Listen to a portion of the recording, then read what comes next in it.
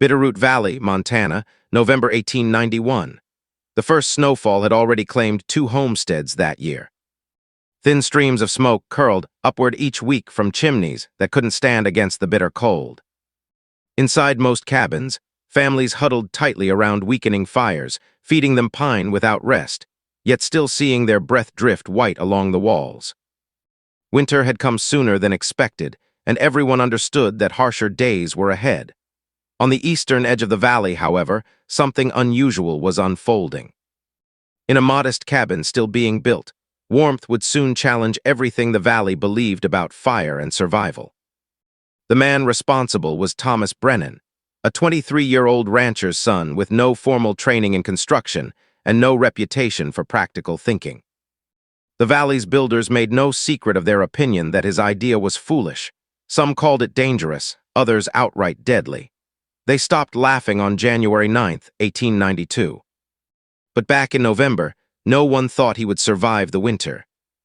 Thomas made his declaration on a chilly Saturday in late October, standing inside McCreary's general store with dried mud still clinging to his boots. He had just bought 8 tons of river sandstone, twice the amount any cabin foundation would ever need. When Samuel McCreary asked him what he planned to do with all that stone, Thomas answered calmly that he was building a heat battery. The store fell silent. Then came laughter. Thomas recognized that sound well. He had lived with it his entire life. He was the youngest of 5 brothers. The quiet one who spent long winters reading engineering journals his mother ordered from back east, instead of learning the rugged skills expected of a Montana man. His father had passed away the previous spring, leaving Thomas a modest inheritance and a name already marked with the label Dreamer. Jacob Wheeler, the most seasoned builder in the valley, set down his coffee and looked at Thomas like a man watching a boy step onto thin ice. Wheeler had built 17 cabins across the Bitterroot Valley and endured more winters than Thomas had years alive. Thomas explained his plan simply.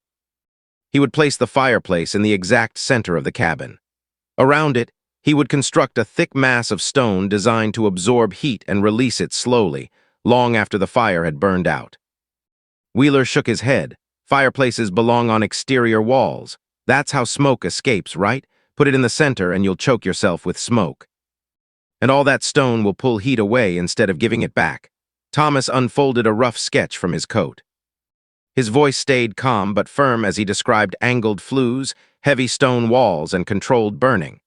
Wheeler barely glanced at the drawing. He insisted the stone would waste both space and wood. He said Thomas wouldn't make it to Christmas. Others joined in. Martin Kohler, whose family had built sturdy cabins for generations, said central fireplaces were meant for castles, not working men. Someone asked how much wood Thomas expected to use.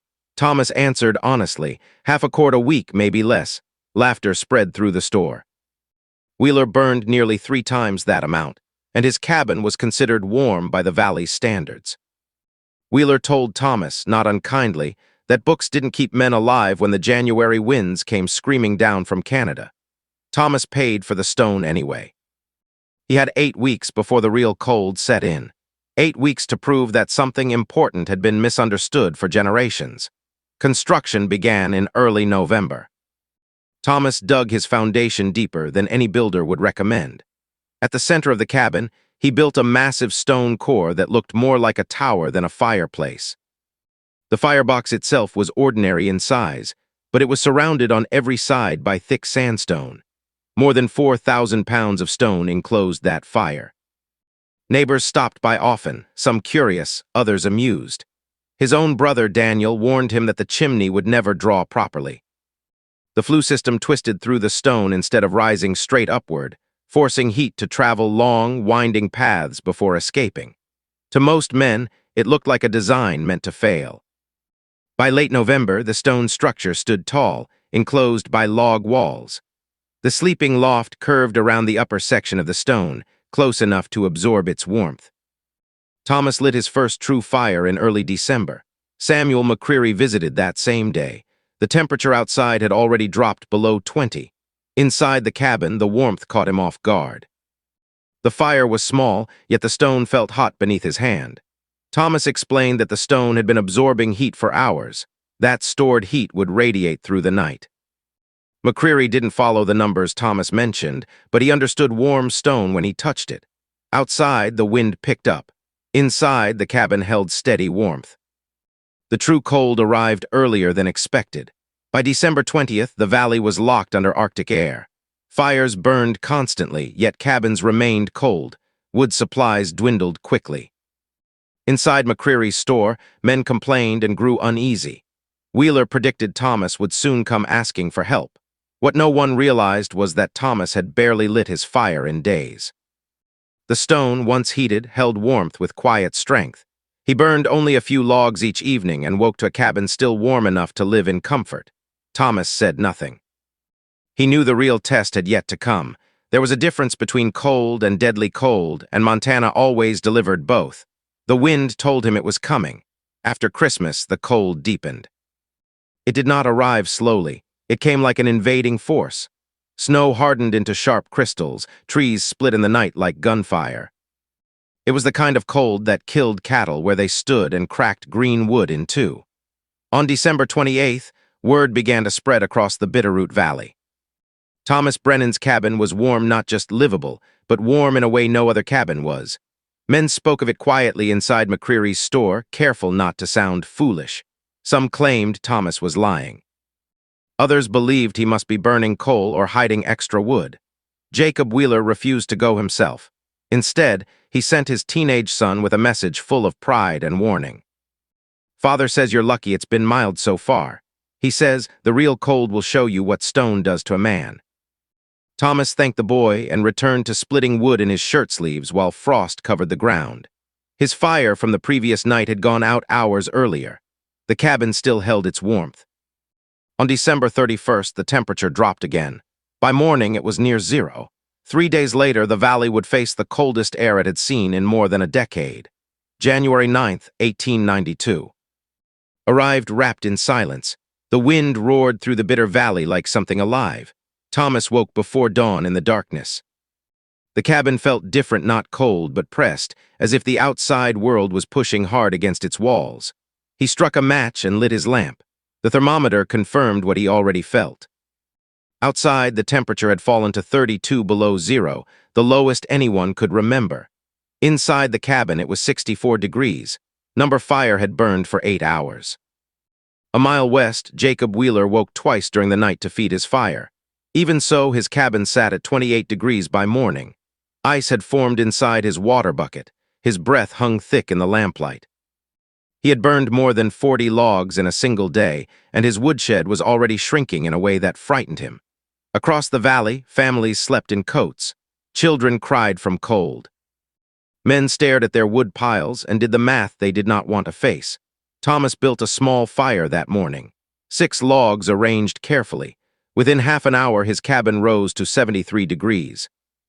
The stone core absorbed the heat quietly, steadily, banking it for the long frozen day ahead. When Thomas walked into McCreary's store later that morning, conversation stopped. Frost clung to men's beards. Faces looked tired, drawn thin by fear and lack of sleep. Thomas looked rested, warm. McCreary asked carefully how his situation was. "Comfortable," Thomas said. Someone asked how much wood he had burned overnight. 13 logs, Thomas answered. 6 more this morning. I will burn another small fire tonight. The room went still. Wheeler stepped forward, his face pale with cold and disbelief. "That is impossible," he said. "It was 32 below. My cabin was 64 at dawn," Thomas replied. 70 now. Accusations followed. Faulty thermometers, exaggeration, tricks. Thomas did not argue. He invited them to come see for themselves. By mid-afternoon, 7 men stood inside Thomas Brennan's cabin. The fire had been out for 3 hours. Outside, the temperature sat at 29 below. Inside, the thermometer read 68. Wheeler placed his hand on the stone core and pulled it back quickly. The stone was still hot, not burning, but powerful, steady, alive with stored heat. They checked the far walls. 66 degrees. No cold corners, no frozen edges, just even warmth filling the space. "How long will it hold?" Wheeler asked, his voice changed. "Until midnight without another fire," Thomas said. "With a small fire at sunset, it will stay above 60 until morning." No one laughed. The cold did not break the next day or the next. It stayed for 11 brutal days. Each morning, Thomas recorded numbers: outside temperature, inside temperature, wood burned. He did not speak loudly about them, but the records spoke on their own. While other cabins dropped into the 30s overnight, Thomas's stayed above 60. While other men burned through wood at frightening speed, Thomas used less than half. Visitors came daily, some humbled, some angry, some quietly grateful to stand in warmth for a few minutes. Jacob Wheeler returned more than once. Each time he measured, touched, and checked. On the 5th visit, he stood in silence for a long time with his hand resting on the stone. "I was wrong," he said finally, "completely wrong." By the time the cold began to loosen its grip, the valley understood something had changed. This was not luck, this was not a trick. This was something new, and it worked. The silly idea had survived the coldest test Montana could offer. Wait, before we move on, what do you think about the story so far? Drop your thoughts in the comments. I'm really curious to know. The cold finally broke on January 19th. When it did, the Bitterroot Valley felt changed, as if the land itself had learned something new. For 11 days, the Arctic air had pressed down on every cabin, testing wood, stone, and belief. And one cabin had answered differently than all the rest. Thomas Brennan's records told the story better than words ever could. The average outside temperature during the cold snap had been 18 below zero. The average temperature inside his cabin at dawn, after 8 to 10 hours, without a fire, had been 63 degrees. His wood stayed steady and low, while others burned through piles meant to last until spring. Jacob Wheeler swallowed his pride and came back again, this time not as a skeptic, but as a student. He brought a notebook. He measured the stone, the firebox, the flue paths. He asked questions he had never asked in 40 years of building. "You didn't just pile up stone," Wheeler said quietly. "You controlled it," Thomas nodded. "Mass alone is nothing without direction." Word spread beyond the valley. Homesteaders rode in from miles away just to stand in the warmth and feel the stone with their own hands. Some stayed silent, absorbing what they felt. Others asked Thomas to explain it again and again in plain language. Stone held heat. Fire burned cleaner. Heat moved slower and stayed where it was needed. By late January, 3 families had begun modifying their own cabins. They could not rebuild from the foundation up, but they added stone where they could. Thicker walls behind fireboxes, longer flue paths.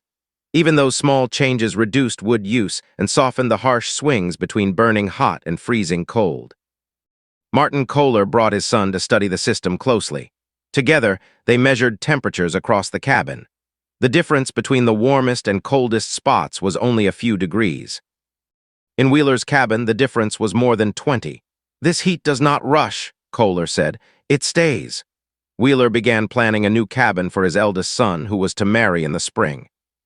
The design placed a stone core at the center, just like Thomas's. Wheeler asked for the measurements. Thomas gave them freely. "I spent 40 years doing it the hard way," Wheeler said. No shame in learning the easier way now. By February, variations of Thomas's design were appearing across the valley. Samuel McCreary started stocking sandstone specifically for thermal construction. He ordered copies of foreign papers Thomas had read and made them available to anyone who asked. The laughter that once filled his store was gone, replaced by quiet discussion and careful thought. Then came an unexpected visit. Members of the Salish people who had lived in the valley long before any cabin was raised came to see the stone fire. An elder spoke through his grandson. He said their winter lodges had once used similar ideas. Heated stone, careful sheltering, holding warmth instead of chasing it. "You remembered something old," the elder said. Thomas visited their winter camp and returned with new understanding. Knowledge flowed both ways, shaped by experience and physics alike. By spring thaw, the valley was different. Wood piles were larger than usual. Fewer families faced shortages. The winter had still been brutal, but it had not broken them the way past winters had. Thomas never claimed to be a builder. He remained a rancher, rising early, working land and cattle. But his cabin became proof that tradition could be questioned without being disrespected. In the years that followed, the idea spread across Montana into Idaho and Wyoming. Mining camps adopted similar systems. Frontier manuals mentioned thermal mass and radiant heat. Government surveys recorded reduced fuel use. The change was quiet, practical, and lasting. Thomas lived the rest of his life in that same cabin. The stone core never stopped doing its work. Winter after winter, it absorbed fire and released warmth with patience and reliability. When Thomas died decades later, the cabin was still warm. The lesson left behind was not just about heat. It was about humility, about knowing that experience without understanding can become a cage. The men who laughed at Thomas were not foolish. They survived long winters using methods that worked. But they never asked why those methods worked or whether they could work better. Thomas did. His silly idea was not magic. It was physics respected instead of ignored. Stone held heat. Geometry guided it, and careful thinking outperformed habit. The wind still howls down from Canada every winter. The cold still tests every structure it touches. And in the Bitterroot Valley, stone still remembers what a young rancher's son proved long ago. Sometimes the difference between freezing and comfort is not strength or tradition or pride. Sometimes it is the courage to build something everyone else says will never.